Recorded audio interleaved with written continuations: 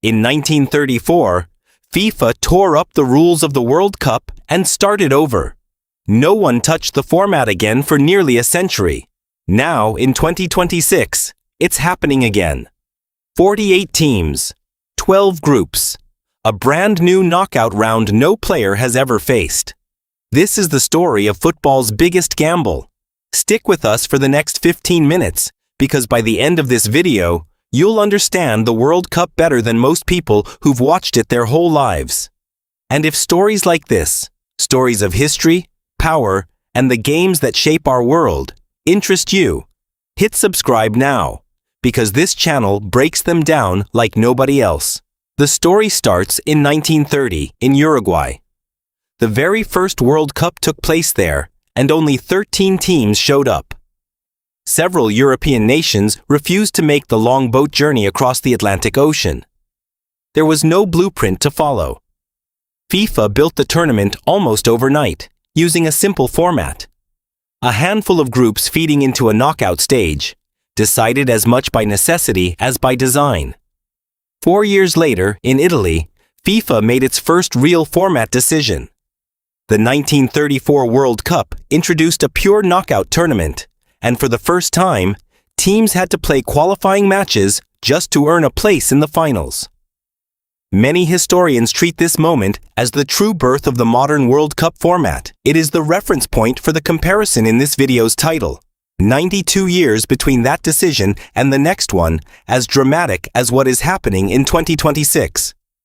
For the next 9 decades, the World Cup changed, but only in small, careful steps. In the 1950s, FIFA experimented with round-robin pools to decide the final standings. As television coverage grew, the tournament slowly turned into a true global event, watched by hundreds of millions of people instead of just the crowds inside the stadiums. In 1982, hosted by Spain, the field expanded for the first time in decades, growing from 16 teams to 24. It opened the door wider for nations from Africa and Asia, who had long struggled to find a place in a competition dominated by Europe and South America. Then, in 1998, hosted by France, the field grew again, from 24 teams to 32. That format settled into place and stayed there for 28 years. 8 groups of 4 teams. A clean round of 16. It became the World Cup that generations of fans grew up watching. The version that felt permanent, almost untouchable. But pressure to expand the tournament further had already begun building behind the scenes. As early as 2013, then UEFA President Michel Platini raised the idea publicly. In 2016, current FIFA President Gianni Infantino revived it. FIFA's stated reasoning was about fairness. For years, qualifying spots had been concentrated heavily in Europe and South America, while nations across Africa, Asia, the Caribbean, and the Middle East often missed out, even when their football was improving. FIFA argued that a bigger tournament meant a fairer, more global one. Not everyone believed that was the real motive. Critics argued the expansion was driven by money, not football. They pointed to the simple math. More teams meant more matches, and more matches meant far more revenue from broadcasting deals and sponsorships.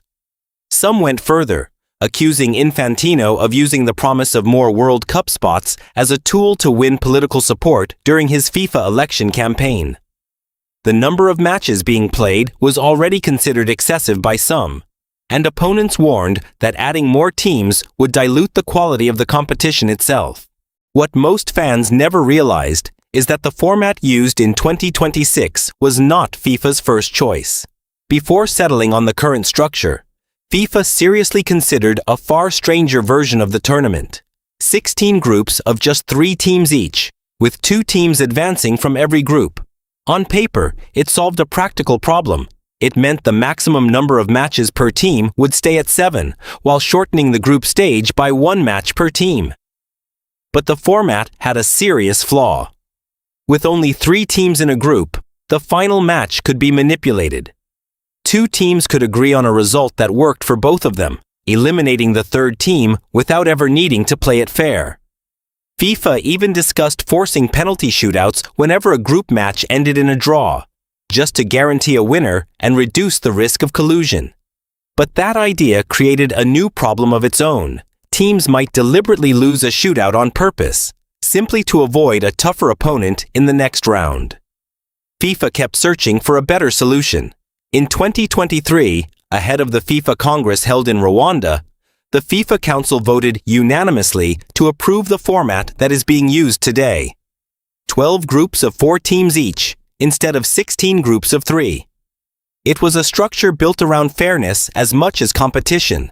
Every nation, win or lose, would be guaranteed a minimum of 3 matches before being eliminated, giving smaller, less experienced football nations a real, meaningful experience on the world's biggest stage.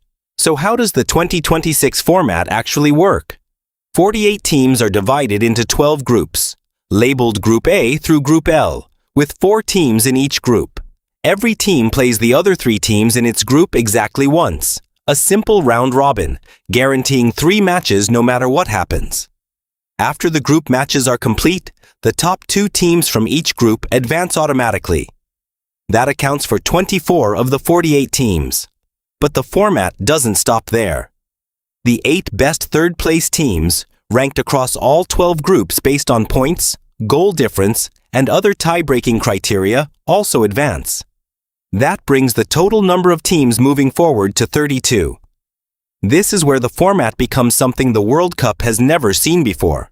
Under the old 32-team system, used continuously since 1998, the knockout stage began directly at the round of 16.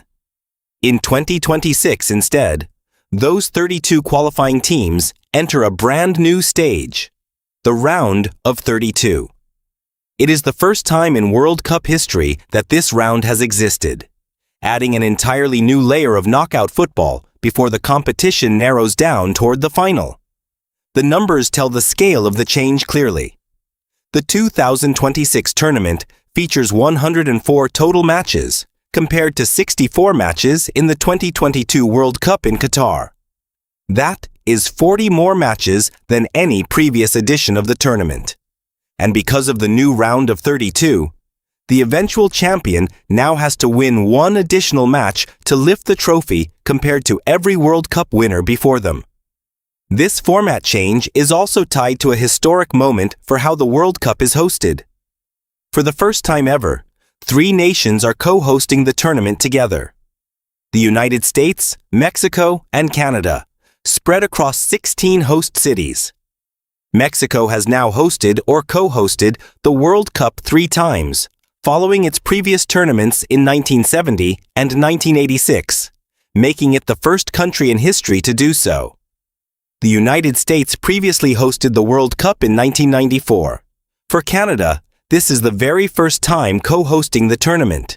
Because of the larger format, the 2026 World Cup runs for 39 days, longer than the roughly 32 days of every previous edition.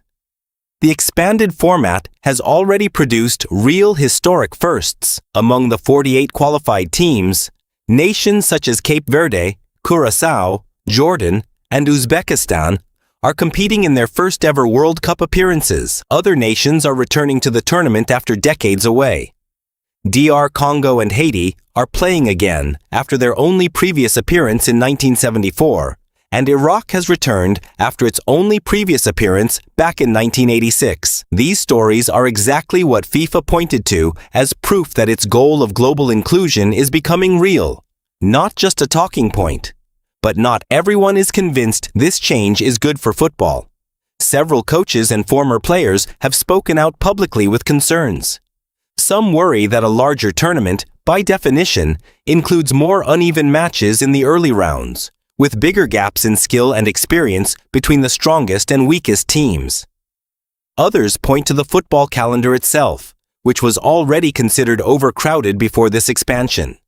With club seasons growing longer and more demanding every year, critics argue that a longer World Cup adds more travel, more physical strain, and a greater risk of injury for players who already compete in 50 or 60 matches across a single season. At the same time, there is a clear counter-argument. one that is already playing out in real stadiums in 2026. More countries than ever before are getting genuine competitive experience on football's biggest stage. A chance that smaller football nations have wanted for decades and were repeatedly denied under the older, smaller format. Whether that trade-off is worth it is still being debated by fans, players, and football officials as the tournament unfolds. That unanswered question sits at the center of the entire story. Does a bigger World Cup mean a better one? Or does it simply mean a longer one, with more matches but not necessarily more meaning? There is no single right answer, and that uncertainty is part of what makes this moment in football history so significant. What is certain is the scale of what has changed. In 1930, the World Cup began with 13 teams in a tournament built almost overnight, with no real blueprint and half-empty stadiums in Uruguay. In 2026, it has grown into 48 nations, 104 matches, and 3 host countries spread across 16 cities. FIFA did not simply add more teams to an existing tournament. It rewrote the basic math of what it takes to become a World Cup champion. And it did so in a way the sport has not experienced since the format was first truly established back in 1934, 92 years before this moment. If this video helped you finally understand the new World Cup format, do 3 things right now. Hit like, so this video reaches more football fans who are just as confused as you were 15 minutes ago. Subscribe, so you don't miss the next deep dive into football history. And drop a comment telling us this. Do you think the 48-team format makes the World Cup better or just bigger? We read every single comment, and we'll be back soon with the next chapter of this story.